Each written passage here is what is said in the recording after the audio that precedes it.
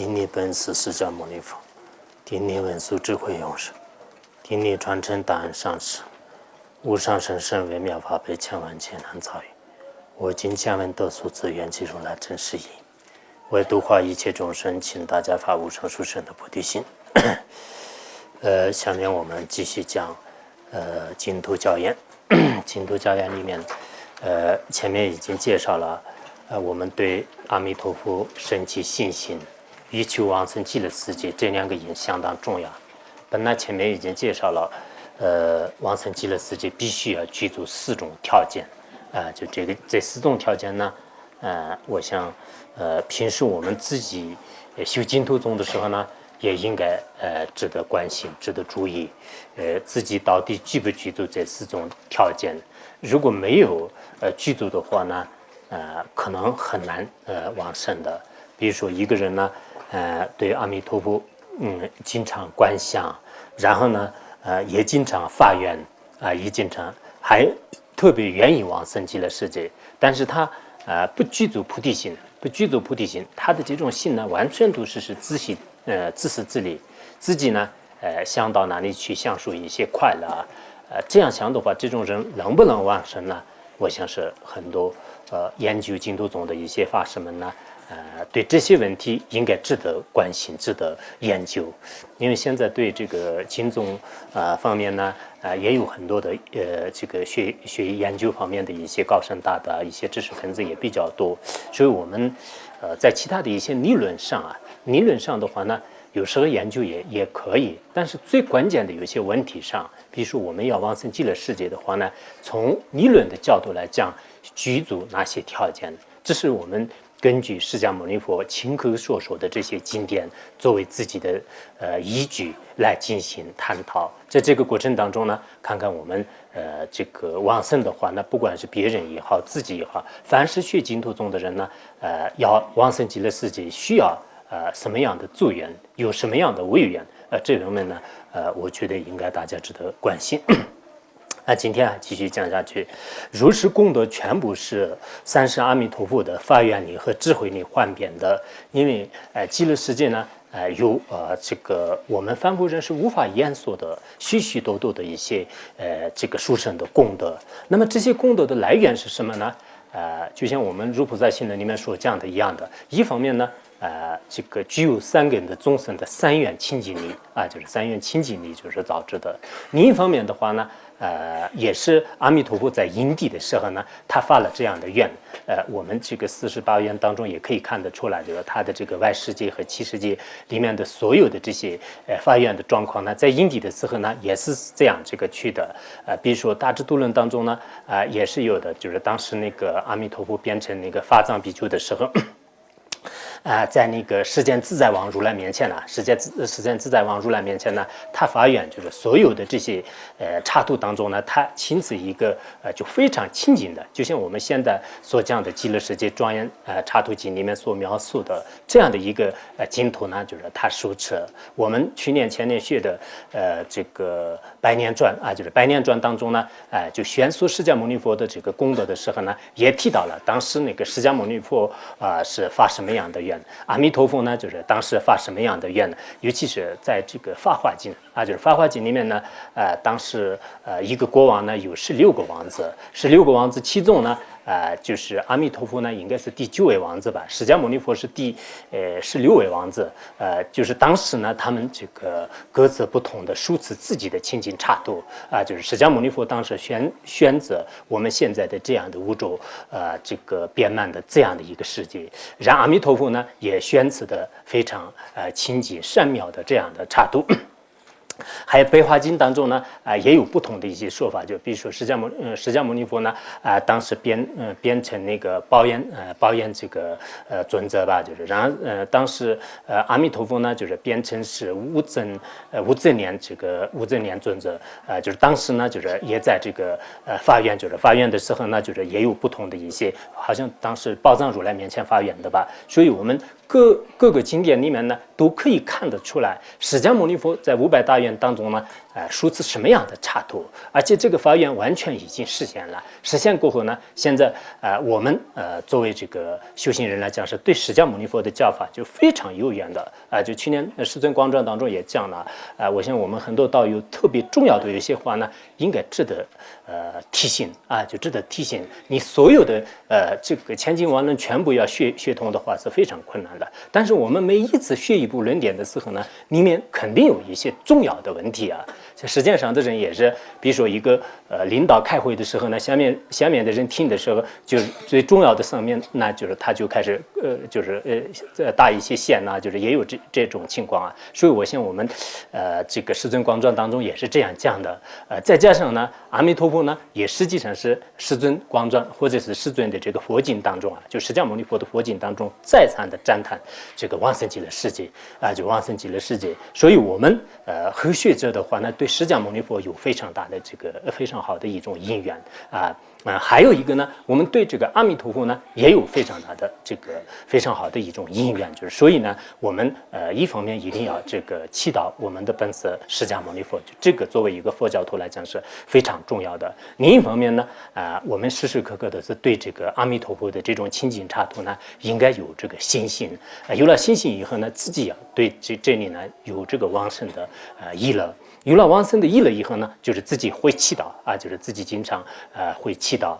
会念佛观想这样以后呢，我们所做的一切三个回向于往生极乐世界，自己具足这种条件的时候，必然是我们是一个凡夫这个具有一切烦恼的众生，但是我们依靠这样的身体呢，也可以直接往生。这个问题呢，我想记得应该下文当中有光说的。所以他这里呢，说这个功德全部呢，就是一方面是阿弥陀佛的发愿力，还有呢就是阿弥陀佛的就是不可思议的就是这种智慧的幻变力。比如说我们就是得了一地菩萨以后呢，就是超越一切世界的这种不可思议的这个力量。然后呢，这个得了七地菩萨以上，就是三清净地的话呢，就是有这个无亲作的一些这个力量就是无亲作的一些力量。然后就是到了这个佛地的时候呢，有不可思议的这种力量，所以不可思议的这种智慧力量就是所导致的。那么这样的不可思议的这种智慧所形成的这个插图呢，就是我们凡夫人是无法这个想象的就无法想象的。比如说从来没有学过任何科技知识的一个幼儿园呢，他会不会知道是这个美国的一些高科技的各种操作就这不可能的事情，因为他从来没有学也没有学过，而且这方面呢一无所知。然后他会不会知道这些呢？不可能的。同样的道理，我们现在凡夫人呢，很多都是，我昨天也不是讲了吧？就我们现在凡夫人的智慧的范围是非常渺小就是这个是非常渺小，就像是我们一个小小的针的那个针眼一样的。那么佛陀的这种智慧的这个范围呢，就是广大无边，无边无垠。就所以呢，我们对这个佛陀的有些智慧境界不可思议呢，一定要有信心，就是这个相当重要。如果信心没有的话呢，那完全都成了实践的一些这个知识分子了。下面无故这无生故无死故生宗词经当中是这样讲的那么这个佛经里面这样讲：居心善良或善女，谁有心行行神解恭敬心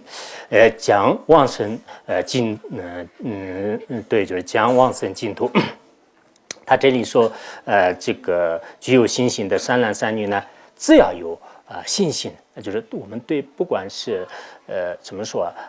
清净信心也好，一乐信心也好，不推转信心也好，凡是对这个往生极乐世界呢，就是第一个一定要有信心，还有呢有圣洁心。圣洁心是什么呢？就是自己愿意到哪里去，有兴趣。或者有特别喜欢去哪里，就是我们平时也可以这样讲。还有恭敬心，光是我就是相信这个阿弥陀佛，然后呢我也想去，但是我对阿弥陀佛极乐世界什么都没有一点恭敬心的话呢，那这个佛法的力量和加持呢也不一定得得到的。所以呢，具有这种心的话，这种人呢可以往生极乐世界可以往生极乐世界。还有在净土经当中也是这样说的：诸中称禅者，今者同圣也。彼等数劫中，虽说极乐赞，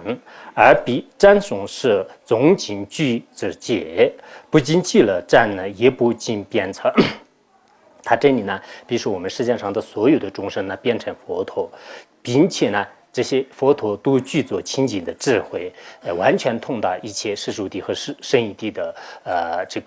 意义。然后呢，他们在成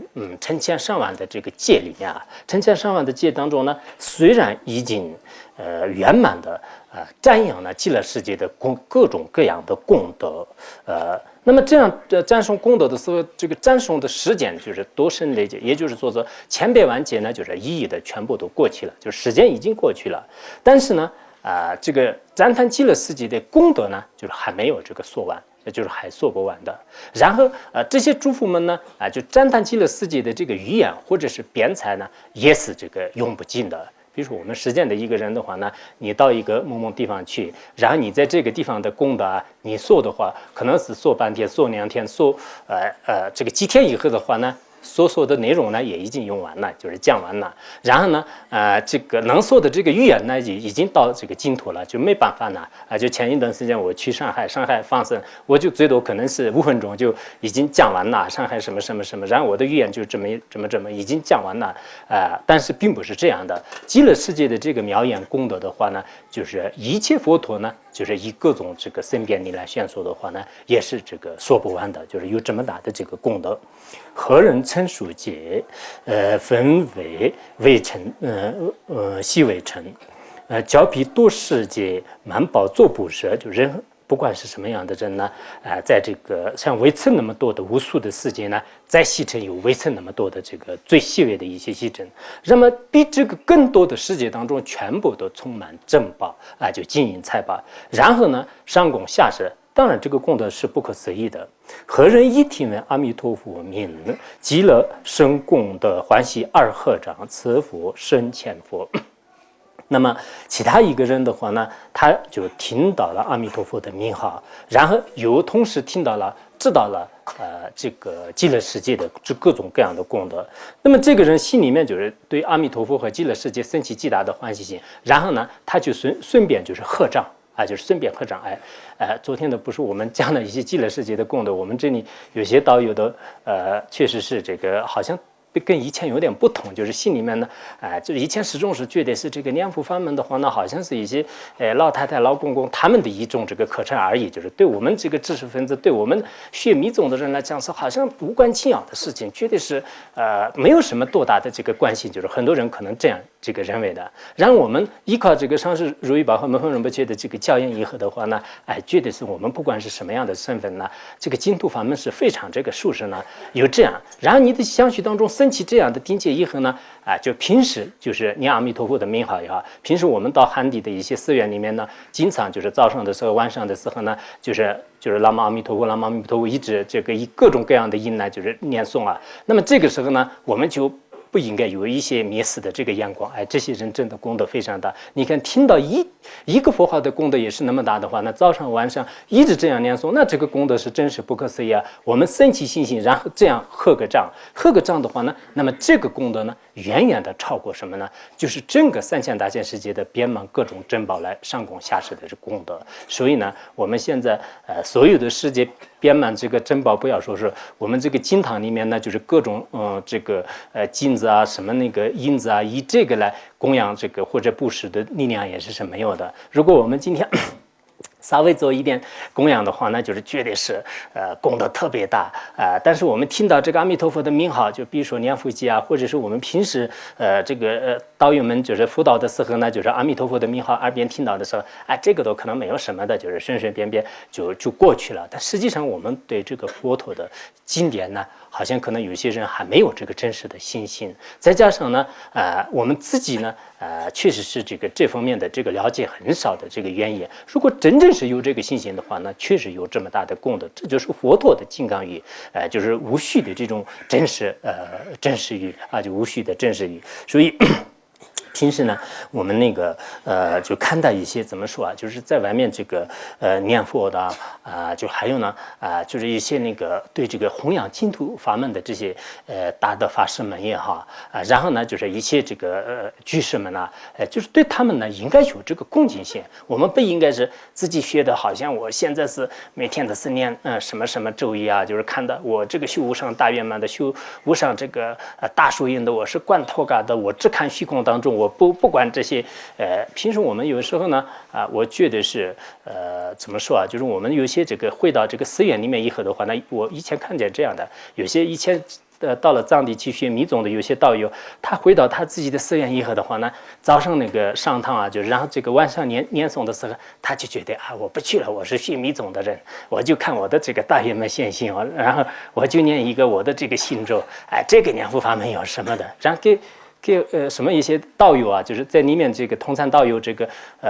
就说话的时候呢，就是你们这个念佛法门不好，我如何其实这样是确实不好的。我们这个佛教徒呢，做人的时候呢，应该有一些做人的基本的一些标准。比如说说话的时候也好，就是你的这个走路也好，什么样的这个行为呢？就表面上可以看得出来。有些人你走路，我的有时候这样的，有时候也许可能我的这种思维有毛病，但有时候呢，我顺便外面就是一个人走路的时候呢，看这个人修行怎么样，就是从他的步伐当中呢，就是看出来这个人的闻思修行一样真的这样的。我有时候到卖菜的地方去就是旁边就是顺便就看着这个人，但有些人的这个做法呢，就是有各种各样一些怪怪的事情，这个人肯定修行，这个人肯定有问题的。有时候猜的呢对的，但基本上80%-90%绝对是对的。然后我们说话的时候呢，我觉得是应该要注意，比如说学密宗的人也好，学这个显宗的人呢应该说话的时候呢，不能就是说特别过分的伤感情的一些话密宗是如何说是呢？你们净土宗是不好，就是一下子就说一句话。别人一听到这个人的知识水平肯定就很糟糕，就是这样的。有些人呢，这个学净土宗是很好，只有净土宗才好，其他的所有的宗派都不好，就一句话就断掉。这样可能不是那么简单的事情的。不管是诸佛菩萨以前的高僧大德们都没有这样讲。当然，你赞叹你自己的宗派这是可以的。你赞叹我就是学净土宗，净土宗是所有的十方诸佛的这个佛陀说法里面的这个比如说我们这个般若经。像这个般若经的话呢，以前那个有些历史里面呢也这样讲，释迦牟尼佛这个转法轮当中10年呢，就是全部是转的般若空性，就是也有这样的这个记载。然后我从站在这个角度来说，这个般若经呢，所有的佛法的这个进化也可以这样讲。然后净土宗呢，所有的佛法的进化呢，可以这样讲，就是从赞叹我的这个净土宗的角度来讲，是我绝对是可以这样讲。但是我在赞叹我的同时呢，我就说其他的所有的法呢都不好。就是一下子就是这样断定的话呢，绝对是可能别的一些宗派的人呢，就是听到以后也是心里不舒服。所以我想呢，我们这个有些道友们呢，就在这里的话呢，有这么多的这个高僧大德，就是你们回去弘扬佛法的时候呢，一方面你们赞叹密宗、赞叹净土宗是我非常随喜，但是你在赞叹的过程当中呢，最好呢。就是比较有一个好的这个语言来，就是一方面你赞叹你的这种佛法也是非常好的，另一方面呢，最好是也不要把所有的其他的这个宗派呢全部抛之脑后，就是这样的话呢，可能很多问题呢就是也会出现的，所以我想我们刚才呢也是确实是念诵阿弥陀佛的这个名号的功德是相当大的就功德相当大的，所以我们极乐原文里面也是说了，就是说是这个听到阿弥陀佛的名号以后，然后呢就是那个我们听到这个阿弥陀佛的名号以后呢，我这个宋词记得不是很清楚的，但你们看一下嘛，就是倒是在那个里面有非常详细的一个，就是包括拉拉群智仁波切后面也是用了很多佛经的这个校正就是用了这基本上是跟这个内容相同的。是这样的，这是极乐世界的这个听到阿弥陀佛的名号的一些这个功德，古闻佛德和当生，生称行呢，为生极乐刹蒙尼生，蒙尼气圣劫。所以呢，我们听到这个阿弥陀佛的这个功德和名号以后名号以后呢，应该升起欢喜心。绝对是我们确实多生累劫当中所得到的一个福报今生当中是听到阿弥陀佛的名号，而且我亲自有念诵的机会，真是我的福报非常好就是应该自己升起欢喜心，而且自己呢应该发愿往生这个极乐世界，也有一个非常蒙你的、非常强力的这样的这种定界，这样子定界的话呢，当然自己呢临终的时候呢会这个往生极乐世界的。何人若能闻极乐世界名，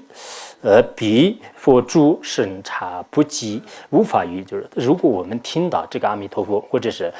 极乐世界的这种名号，那么他的这个福报的话呢，实际上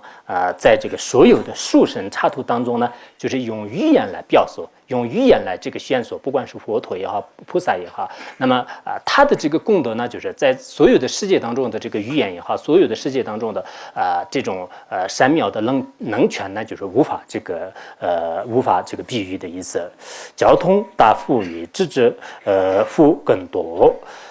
唯得生以地，身心为基本事故，闻此意断除诸怀疑。那么这个听到阿弥陀佛的这个名号呢，实际上我们平时呢，通达这个佛的语言呢，就是绝对是非常了不起的。然后变成一个智者的话呢，就是绝对是非常了不起的。但是我们听到阿弥陀佛的名号呢，真的他的福报都已经这个胜过他了。我们就是表面上呢，就背诵很多很多的论点，但是心里充满这个邪见，然后对这个净土宗一直排斥啊，这样有没有好处呢？就是没有好处的。然后呢，我们就是自己呢，就是变成就非常了不起的，就是有一位这个智者，但是依着我们对这个净土宗就汇报的话呢，就是这也没有这个意义的。所以我们听到了自己一心一意的修持的这个功德呢，远远超过这些功德。所以为了通达，就是得到这个圣义地，对阿弥陀佛和极乐世界呢，一定要有信心。我们在座的人呢，真的以后呢，就是对净土宗，我第一个希望呢，凡是我们对这个所有的这个不管是法相宗也好，唯识宗也好，或者是这个仙宗、密宗，对所有的宗派呢，释迦牟尼佛亲自传下来的这个法门，就是不应该有这个成见。然后你在怎么说啊？就是在有些这个就观点上呢，当然有建立自己的观点，这个没有什么的啊。但是有些行为上的话呢，就是不用排斥。我那天去一个居士的家里，就是他那个在这边呢，就是拜那东边呢，就是拜这个密宗的佛堂，就是西边呢拜那个仙宗的佛堂，然后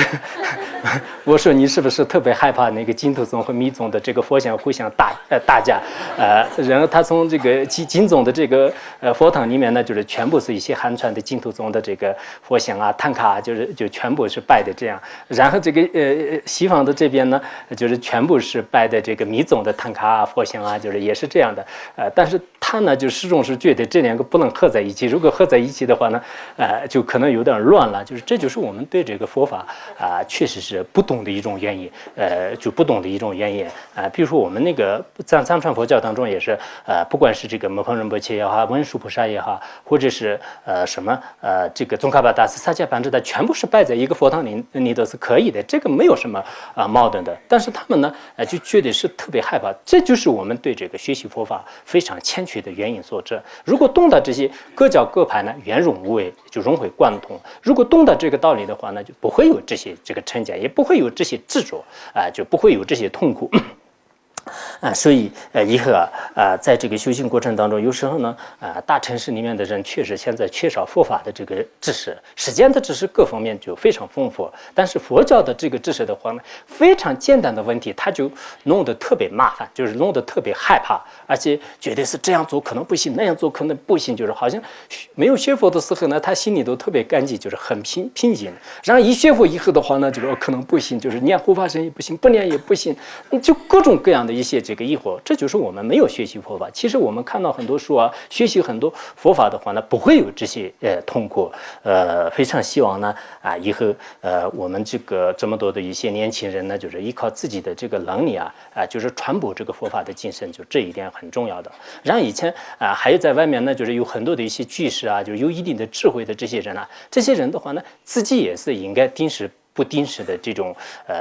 实践当中呢，还是要吸取这个佛教的这个精神养育，就这几点就相当重要。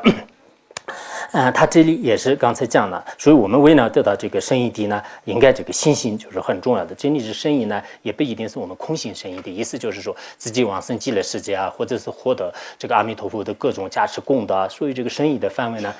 非常广的，就是不一定是我们最近呢全部学的什么定界宝动论和中观圣义地是就是远离一切习人的，然后中观阴沉派的圣义。你们辅导的时候呢，希望大家还是应该按照一些上师的这个传承传统来。我就有时候偷听一些人的辅导呢，就是我们讲的这些呢根本没有讲，然后从来没有讲过的东西，不应该在这里讲的呢，就在这里就开始就是添枝加叶的说，就是这样不太好。所以有时候呢，辅导员呢就是基本上，当然你们自己有时候是加上一些自己的经验啊，就是讲一点点公案呢，就这一点是可以的。但是一般来讲，就是以前那个你的这个堪摩也好，上师也好，他们怎么样讲呢？基本上是按这个传统来讲，这就是所谓的这个传承。不然的话呢，我害怕你们明天辅导的时候呢，这就是圣意的，这个圣意分一个像是圣意和什么那个正是圣意，这样的话那就没有多大的必要。是故往此意，端出诸。所以呢，我们听到这些经典以后啊，应该就是端出各种各样的怀疑，有所诸法一义远深，诸业亦乐上，何则法和愿积德如是故。所以这个一切法呢，就是依靠因缘而生的啊，就是这是我们这个所有的清净和染污的法，全部是依靠而生的。但是这些因缘呢，就是全部注意在我们的这个性上，万法为性造的。让在什么样的人呢，就是在什么地方发什么样的愿，都会得到这样的果。意思就是说呢，我们以清净的心，就是发愿往生极乐世界的话呢，虽然我们凡夫人，但是我们的发愿力呢，就是一旦会这个成熟的。尤其是文殊根本序里面呢，说自己相续当中具有这个戒律，然后呢，就是以清净的心来发愿的话呢，一定是这个成就的啊，就是成就的。你发什么样的愿呢，就能这个获得怎么样的果。所以我们不管是在家人也好，这个出家人也好，相续当中最少也是对这个三宝的这种皈依戒，或者是这个居士无戒，或者呢就是我们这个出家和菩萨戒、弥乘戒，那么具有一份这个清净的戒，然后呢发什么样的愿呢，都能这个成就啊，都能成就。所以平时大家这个人生还要能待多长时间很难说的。然后我们这个开极乐法会的时候呢，就也是应该经常就是念那个就是极乐愿文，一边念一边这样发愿。然后我们平时这个念普贤行愿品的时候，以前法王如意宝也是讲过，每天的这个我们的这个课呢，就是具足什么呢？往生极乐世界的4种因啊，就具足往生极乐世界的4种因。所以每天呢，应该大家这个念诵的时候呢，就是哪怕是一刹那也可以，我一定要发愿往生极乐世界。为什么呢？所有的这些高僧大德都对极乐世界是如实赞叹。然后我也虽然是个凡夫人，但我这样往生是肯定会成就的。所以我们平时呢，自己对自己的心就是要这个调整观心，这个相当重要。这是就发什么样的愿会能这个成就这样的果？即佛说诸善法根本为身心。佛陀呢就是说是一切善法的根本都是自己的这个心啊，就是自己的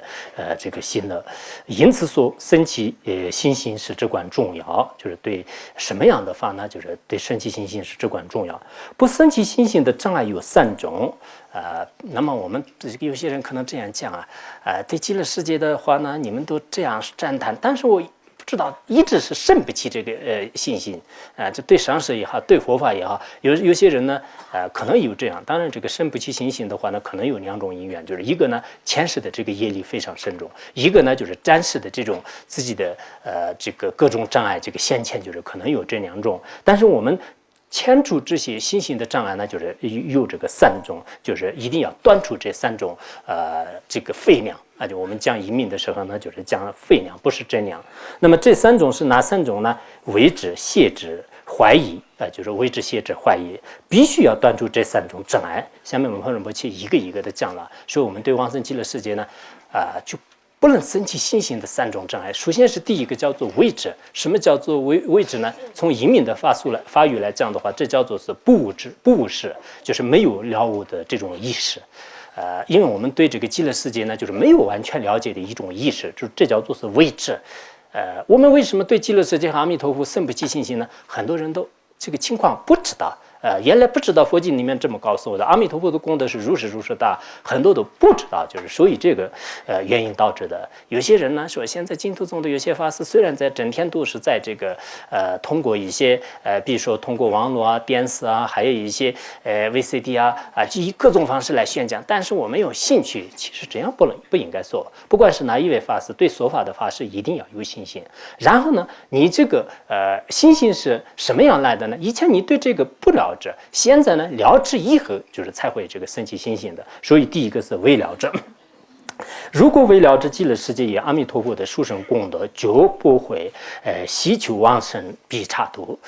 如果我们对这个地方一点都不知道的话呢，那不可能的。实际上也是这样的。比如说西方国家这个加拿大的一些这个就是环境的优美啊，就是各方面的条件，我们不知道的话呢，就是想去这个出国到这个加拿大去旅游观光，就根本不会有这种兴趣的。如果别人说，或者是自己已经完全知道这个啊，那这样的话呢，你看我们这个地方是如何啊，我一定要去，或者是到印度啊，或者是到加拿大啊，听说是那个地方非常殊胜，我一定要去，就是马上这个兴趣就是已经产生了。所以同样的道理，我们对极乐世界和阿弥陀佛呢，应该作为一个学佛大乘这个修行人来讲是要了解。比如列中愚人不知到珍宝的价值，也就不会问尽他的情况，费力寻找。有些愚者的话呢，对珍宝一无所知。珍宝的价值，比如说现在珍宝的话呢，像蓝宝石啊、红宝石啊，还有一些金刚钻石啊，这些的话呢，确实是有很多的一些暂时和究竟的利益。不要说是如意宝，如意宝的话，从自古以来就是，当然人们都知道是它的这个利益，一切所有的是依靠如意宝得到的。但我们平时的以前那个上市如意宝去那个。去新加坡的时候呢，当时上市就是基本上都就是去了所有的这些这个卖宝珠的就是店里面，就是为什么呢？当时寻找一个红宝石，因为红宝石呢就是上市如意宝，一方面就是当时绣那个怀疑自在的一个绣法，还有呢就是红宝石如果再戴在身上的话呢，就是自己的这个身心活的这个自在啊调伏烦呐，然后那个修成这个红本尊啊等等，就是有很多很多的这个功德。还有呢就是蓝宝石、金刚钻石等等，有很多就是制止一些这个外面的毒啊等等，有很多的这些功德。但是我们一般愚者啊，对这个佛法也不懂，对世间法也什么不懂的，红宝石就是一个红色的念珠啊，这就是可能是这个5元钱、6元钱。其实这个红宝石和金刚钻石是特别贵，就是价值特别贵。但是一般的人呢，他就根本不知道，有些是对珍宝价值一无所知的人，就根本不了解。同样的道理，就我们这个修行人当中，也是对这个极乐世界的所有的这些功德庄严呢，如果有所了解的话，那这些人会好好念佛的，会好好的这个修净土法门的。但是这一点特别就是不精通的话呢，就可能我想说我们今天的山谷里面的这些话呢，以后在那个有些净土宗的法师呢，也许可能起一点点作用。他们想，玉密宗呢不是那么坏，还是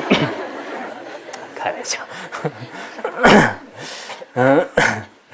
为此。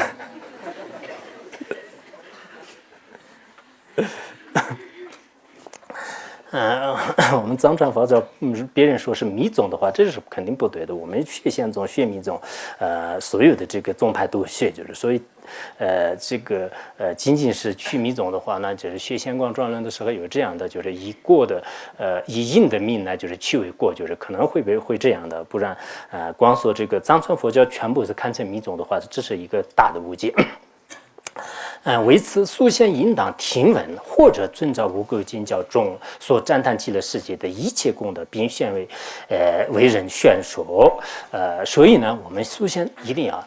多听啊！就我希望你们呢，以后也是不要认为我是学密宗的，所有的这些净土宗的法师们所讲的什么这个路易娜啊，以前的是什么什么上师的是这样了，但是他讲的好像没有什么价值，我就不听。其实你不听的话呢，你在这一个时间当中，什么事情都没有做，就是没有做的话，不如我觉得是听了哈。就不管是什么样的法师，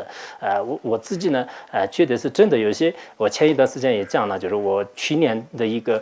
认识的一个居士，他就经常看一些法师的这个录像带。后来的话呢，就是他的心的相续转变的非常多。其他有些人的话呢，自己觉得自己很傲慢，自己学什么密宗啊，但从来不听的话呢，他的相续没有什么这个改变。所以经常呢，就是听一些上师们的这个教言，然后自己呢就是看一些佛陀的这个净土宗的无量寿经啊、净土经啊，还有很多很多的弥陀经啊等等，就是这些这个经宗呢，经常的这个看，就经常看了以后呢，就是知道是极乐世界的功德是如是的，然后自己懂得这个法以后的话，就可以给别人讲，哪怕是短暂的时间当中的话呢，给别人也应该讲。你看适合这个哪一个般若空心的话呢，就是你就讲一讲心经啊，然后那个就如果是适合一些什么我们学院里面就是出去的很多人呢，就是记了原文讲的比较多一点，净土教研呢讲的多一点。那这样的话呢也是很好，不管是怎么样，就是法没有什么差别。只要别人呢懂得真正的法义的话，那我们绝对是藏传也可以，汉传也可以，这个没有什么差别。现在有些这个藏传佛教的人呢，这是汉传佛教，我们没有什么接受的。其实不应该这样的，汉地的饭就是什么大米我们不能吃啊，就是这样说来也不太好。然后那个有些汉传佛教的有些寺院啊，这是学的是藏传佛教，我们就不用啊。那么就是这是藏传的这个食物，我们不能吃啊。就是我觉得是没有这种说法。实际上是什么样的东西的话呢，就只要是有价值，只要是对我们这个身心调节上面有一定的力量的话呢，大家都可以接受。让你自己的宗派不舍弃的基础上呢，大家应该互相了解学习的话呢，确实有些这个心胸比较宽阔的一些法师的话呢，他自己的这个宗派的基础上呢，学了很多的一些其他宗派的这个教研，然后他在弘法尼僧过程当中呢，还是有一定的方便。这一点也是我们可以看得出来，就是现在比较出名的这些上师们的话呢，实际上汉传佛教当中也相当一部分呢，虽然就是表面上不敢说是这是藏传佛教，但实际上呢，也采用了很多藏传佛教的弘法尼僧的方法。然后在这个藏传佛教当中的话呢，就是很多的一些高僧大德们呢，也是利用很多的这个他们的弘法佛法的一些这个方便法，就这样呢，我觉得是对大家都是有利的，对众生也是有利的。不然呢就是上师之间也是有一些各种争论，弟子之间也是经常有一些内战。那这样就是这个佛教的，我前面讲的一样，就是这个生存的这个空间就是越来越缩小，就是有这个趋势，有这个危险性。就佛在佛经当中这样讲的：弥勒若闻了知，如来因供正等觉阿弥陀佛名号，则必等众生获得一切善妙。我们如果听到了这个佛陀阿弥陀佛的名号呢，那就这个众生是确实得到了一切的这个善妙的功德。任何众生甚至对三世阿弥陀佛生起一次的信心，对此法门生起坚定不移的诚心，将不会对念法生信结。如果我们对大乘佛法，就是阿弥陀佛的这个功德也好，对这个净土宗的法门呢，就是生起信心的话，从此之后，这个人呢，对一些世间法呢，就是不会这个生起信心的。我们真的这个信的相续当中，对阿弥陀佛有一定的这种信心的话呢，从此以后对这个世间的各种各样的一些世间法呢，就是也不会有信心的。包括我们这个出世间当中的一些声闻缘觉啊，就是为了为自己的利益而获得成就，或者寻找成就的这些法门的话呢，也不会有这个信心的。所以呢，平时我们也可以看到，就是一些弘扬净土宗的这些法师们呢，就是在他们的这个很多的这个行为上也好，或者是从他们的言语上呢，也始终都可以看出来，就是利益众生的。那么这个利益众生的法师，当然释迦牟尼佛的佛法当中是最深的、最至高无上的。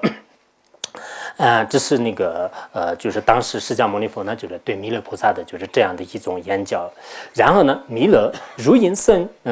解，如因知次疑，就是弥勒菩萨他就告诉弥勒菩萨，你应该就是知道这个道理，你应该对这个道理呢，就是有这个生起信心。诸天摩天梵天比丘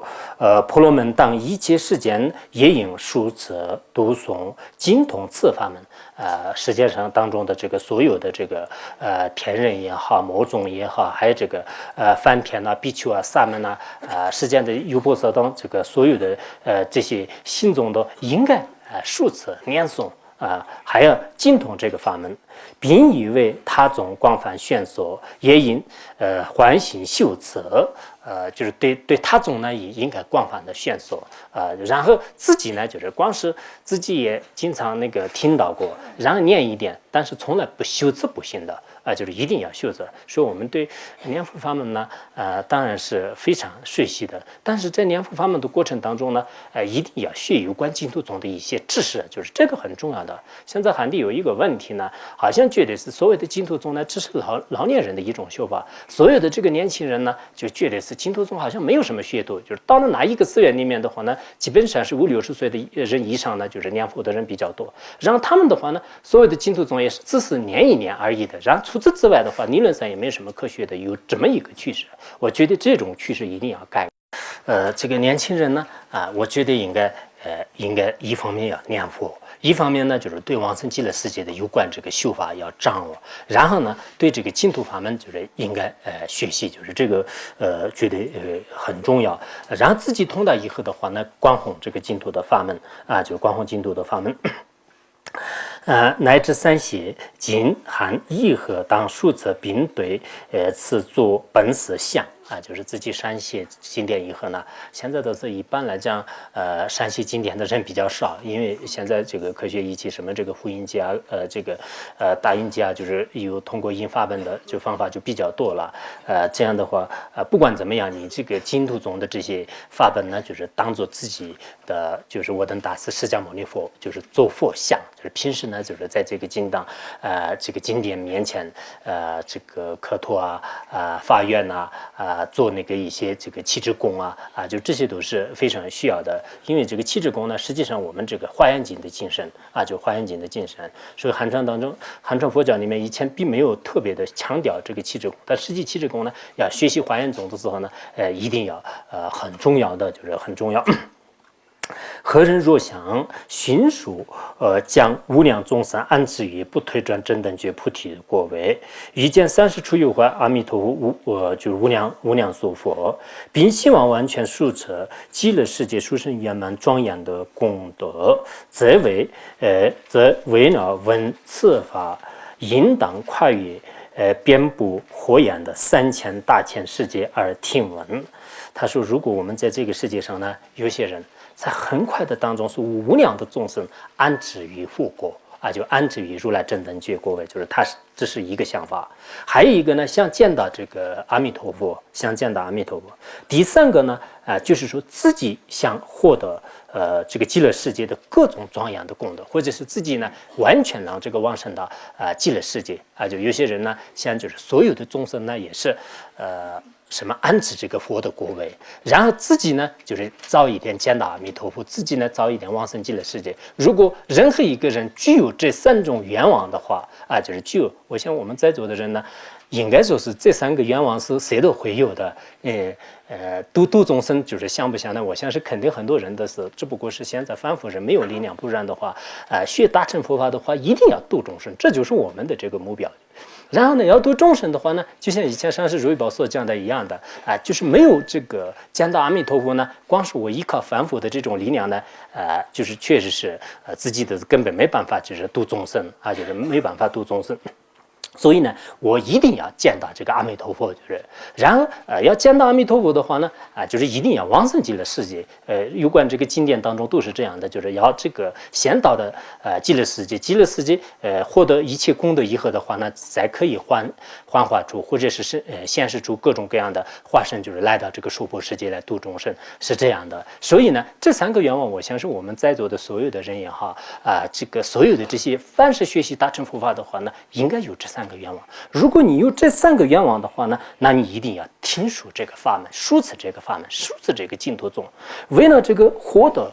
净土宗的法门呢，就是哪怕是跨越这个3000大千世界全部遍满火康的话呢，我们也应该值得跨越。就有些人认为是我这几天呢来到这个学院呢上师也是什么看播也没有讲什么这个问解脱。前一段时间的是有一批居士有这么样，我来的目的呢就是我以前这个钱很不容易挣，就然后这个现在钱的基本上的花光了，还没有给我们讲6种印的法门呢这个人真是坏，这就很多人可能有这样的一种怨气，就是这个怨气呢，就是撒在这个坛城的一些旁边呢，就是有可能各种各样的这种现象。但我想呢，真的是你不管是花多少钱，就是我们这个地方的话呢，没有这个货感，就是只不过是有点就是槟榔而已。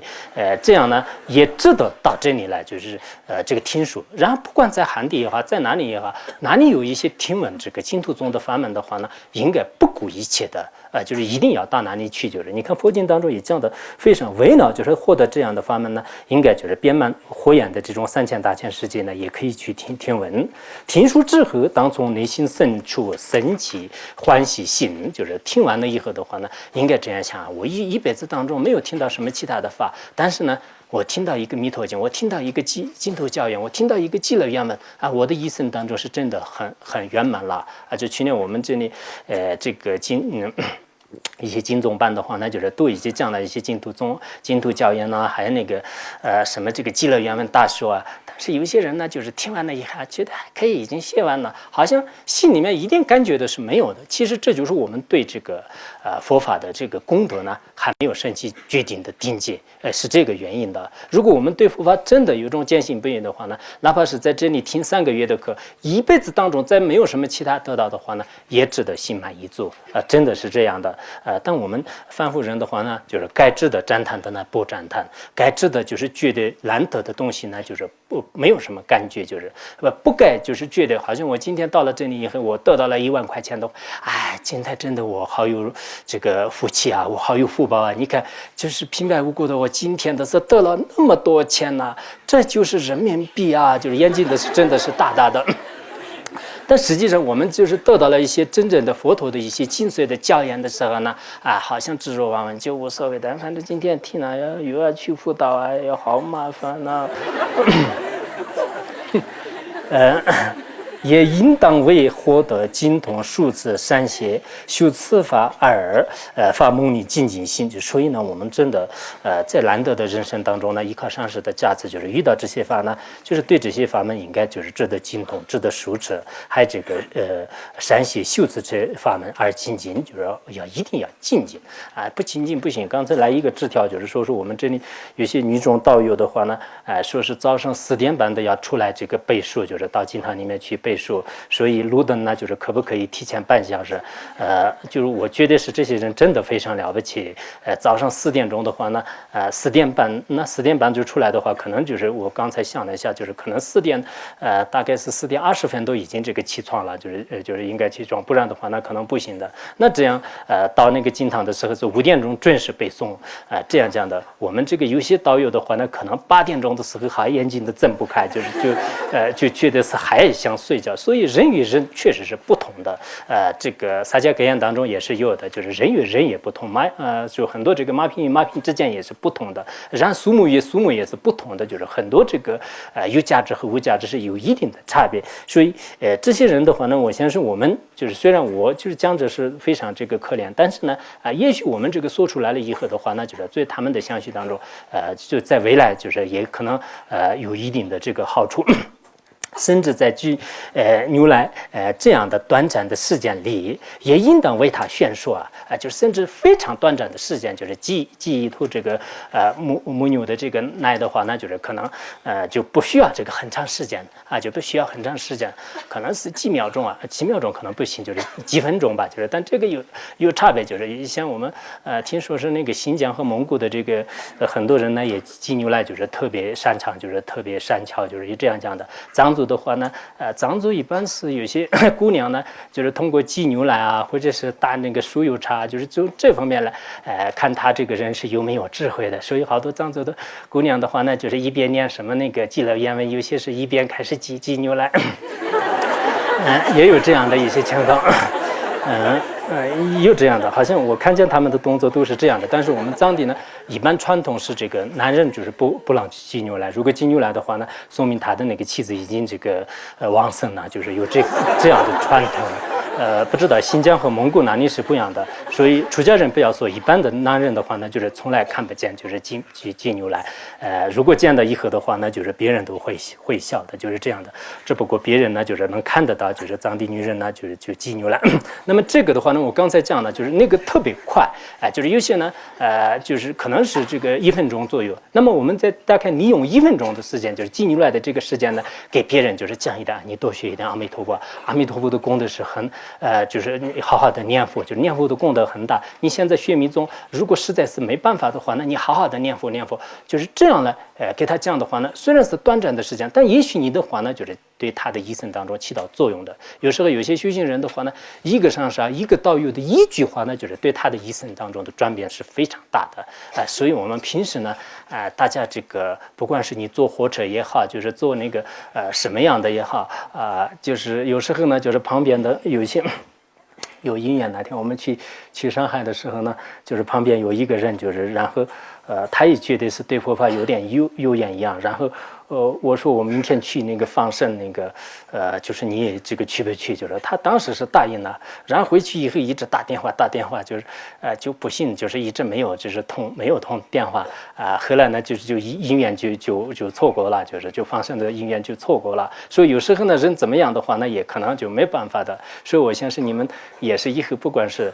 这个坐车也好，就是或者是这个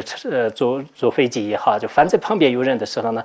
就不管起不起作用吧，有些人对佛教非常排斥，有些人是可能有一点这个因缘，就是有些人先觉得有点这个奇怪，就是好像顺便试探你，然后我们就是从实践法就各方面来，就去他的爱好，就是这个人喜欢什么，就是喜欢一些什么飞机的话呢，我讲飞机的功德，然后这个人是喜欢讲一些火车的话，那就是我讲火车的功德，这样以后呢，慢慢就是他的这个爱好跟我呢，就是稍微有一个共同点，然后我开始给他就是讲一点佛法。如果其他的佛法实在是没办法讲得懂，我给他可以讲，你寺院里面去烧个香就是好好的念一点阿弥陀佛，对你的功德很大。你那个嘴巴怎么样呢？或者是阿弥陀佛，你给我念一下看怎么样？如果实在没有办法，我们就这样说的话呢，也其实你。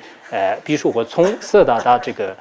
马尔康，就是路途当中呢，我跟一个人就是坐班车的话呢，如果我让他念一句阿弥陀佛的话呢，我觉得是我到哪里的这个工作呢，就是已经完成了。确实有时候是佛教的这种利益是不可思议的，所以我想呢，我们每一个人呢，就是何时何地都有利益众生的心。利益众生呢，不一定是这个人真的马上变成宏生了，马上变成成就了，不一定那么高的要求，一定要有一些很小的一些哪怕是对他就是门分仁波切的有些教言里面也这样讲的吧，就是有些是因缘成熟的人呢，就是获得解脱；因缘还没有成熟的人呢，在他的相续当中，就是种下一个善根，就是这一点也是我们一定要做的所以呢，我们这么多的人呢，以后就是每一个人呢，对自己的身边的人呢，就不断的努力的话呢，肯定很多人学佛法的，就是肯定很多人的相续当中呢，升起正知正见的。这一点是我也非常希望你们每一个人呢，就是应该记住。上师就是摄受我们就是建立这样的这个学院，摄受了这么多的弟子的话呢，我想应该是这个利益众生，就是并不是想自己发财并不是想自己就是享受快乐就这一点我想是肯定不是。下面就是讲这个也应该为他人宣说，就是刚才这么短暂的时间当中，也应该为他人宣说。越过不满火焰的3000大千劫，也不应生起以后悔心。如果我们为了这个听说一些净土法门的话呢，那即使你这个越过遍满火焰的3000大千世界的话呢，你不应该后悔。你看，如果你越过这个3000大千世界就遍满火焰的话呢，那你肯定这个身体都全部就是焚烧，这个会有这种痛苦，但是不应该生起后悔。所以我们为了听说净土教言呢这样的话呢，你来到藏地也好，花了多少钱也好，或者是汉地的话呢就为了听说这个净土方面的一些法门呢，就是这个大出租车也好，或者是这个花了多少钱，然后自己怎么样辛苦，怎么样痛苦，这么样的话呢，实际上不应该生起后悔心。我们应该所得到的有一定的功德就这一点生起欢喜心。何以故呢？弥勒就是这些都是佛经里面的。如是众多句子，哪有他菩萨众也皆因曾听闻此光妙法，就是以前这个无数无边的这些菩萨，哪有他的话呢？他们也是听过这个净土法门的，而获得了无上真实圆满正等觉，不退菩提果，就是这个真实圆满正等觉。所以他们的话呢，也是通过这个净土法门而获得了这个成就的。无数的这些菩萨呢，也是依靠这个而获得解脱的。所以呢，我们应该对这个净土法门升起信心。好，今天讲到这里吧。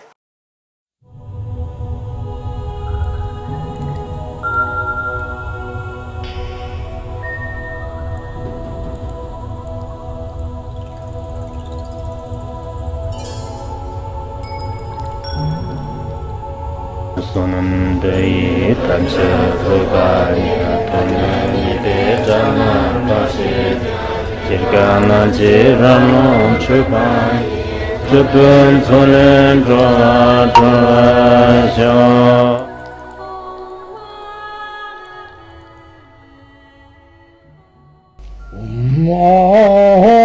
Bandangara Badma Sadardha Bandangara Badma Sadardha Bandangara Badma Sadardha